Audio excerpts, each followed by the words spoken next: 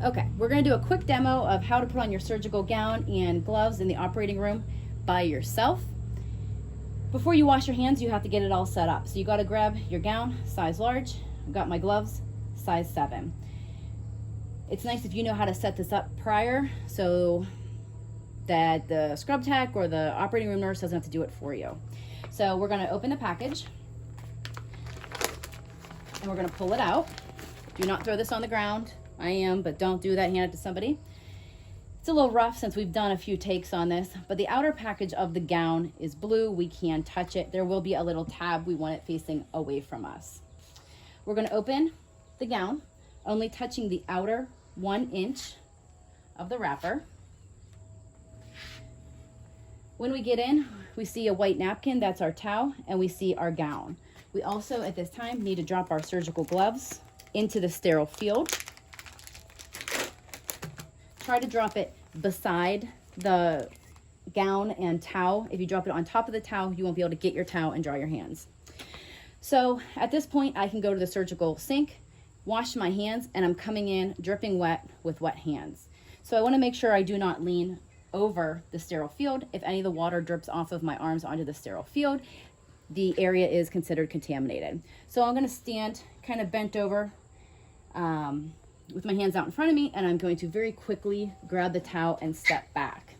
I don't want to stay over top of the field in case it drips onto the field and then it's contaminated. So step back, go ahead and open your towel. You're going to start with your first hand, drying off each finger, palm, back of the palm, and then a twisting motion to dry off your forearm. Flip it over, same thing, fingers, palm, back of the palm, and twist. This gets handed off or dropped into a garbage can. So our hands are now dry. All we want to touch now is the gown. This yellow is what goes around my neck. So anything above the yellow or the neckline is considered sterile. We do not want to touch that little triangular area up top. Down here, we can touch. So I'm going to pick this up quickly and again, step back. I don't want to stay over because when I drop the gown, I will contaminate the gown if I hit the table. So I step back. There are little cuffs for my hands to go into. That's where your shoulders are. And it just drops and should fall open. If it doesn't fall open, the nurse in the room can help you straighten out your gown. We do not want to push our hands all the way through, so you should still just see white. We are going to have the nurse in the room tie us up.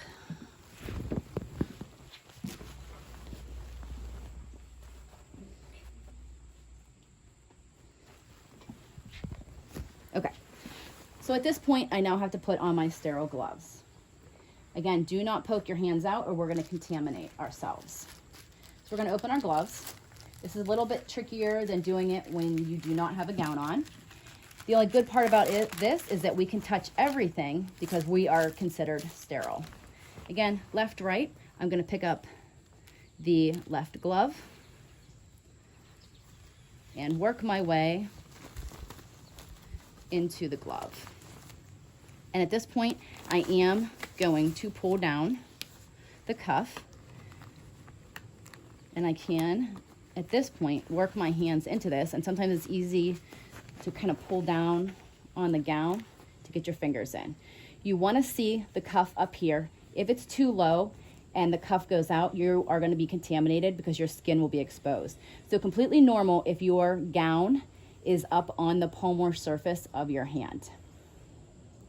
So now we got to glove our right hand. There's a few different ways to do this. I'll show you the first way. This is the way I always did it and thought it was the easiest. Opened it up, simply shoved my hand in the way I did without a gown. Pull the cuff down, adjust my fingers, pull back on the gown a little bit, and now I'm set.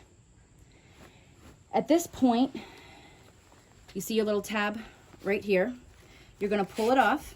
You are gonna keep the short end. You are gonna hand the color end to the nurse in the room, and you are going to spin. It's called the surgical dance. Hold real tight, Nathan. I'm going to pull it off and do a nice tight bow. Remember what is sterile. We don't want to drop our hands below our waist because we're contaminated. We don't want to lift above. We don't want to touch our face. We don't want to reach across. Also be careful with your ties. Some surgical techs will trim your ties because they are too low.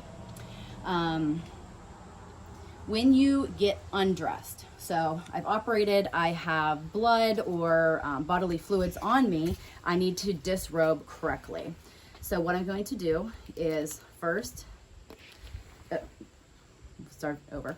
First, what I'm going to do is release this tie, break that, and then pull the entire thing forward. So you're kind of like the Incredible Hulk taking off your gown. Lean over so that anything that's dripping or blood is going to drip onto the floor, not on your scrubs. You want to kind of make this into a little ball. Keep it coming off, then your hand comes off, and then you can also help your other hand.